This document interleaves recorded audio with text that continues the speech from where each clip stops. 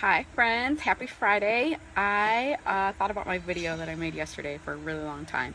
So if you haven't seen it, I'll just give you the gist of it. I was talking about when you find out the truth about anything in life, that it's really hard to go back and live in, in darkness that you didn't know.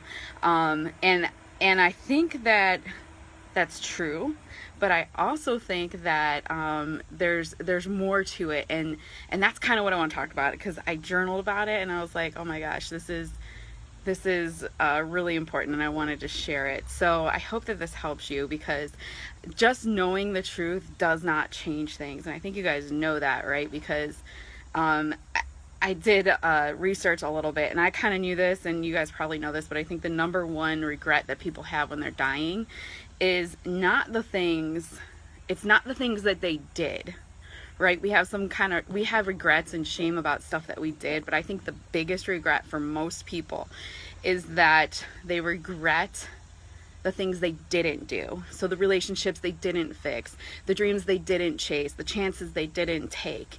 And that's kind of where this message comes from.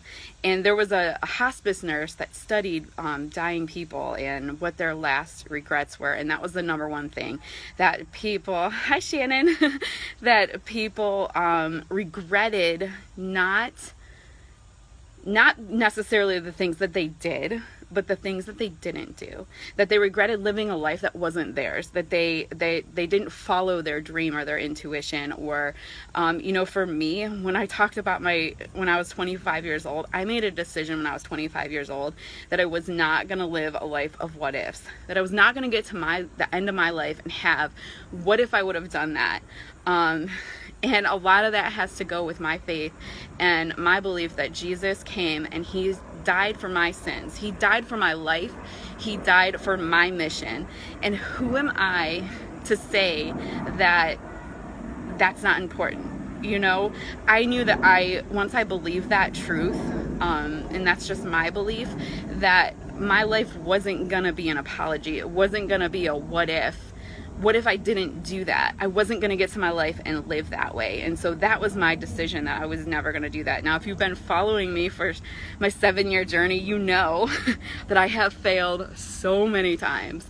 I have done lots of crazy things chasing this dream, that it's really my arrow. And I believe that everybody has a mission in life.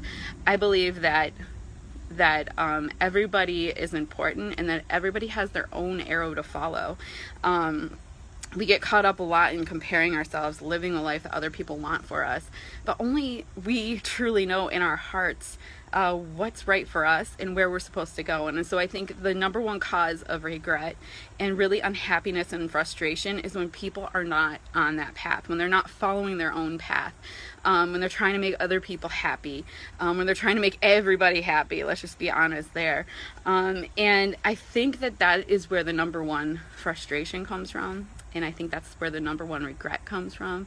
And so I just decided when I was 25 years old that wasn't going to be me. And so I hope and I pray that is you too, that you just decide to not live a life of what if. If you know the truth, you know that you have a purpose. It may be hidden because life beat you up.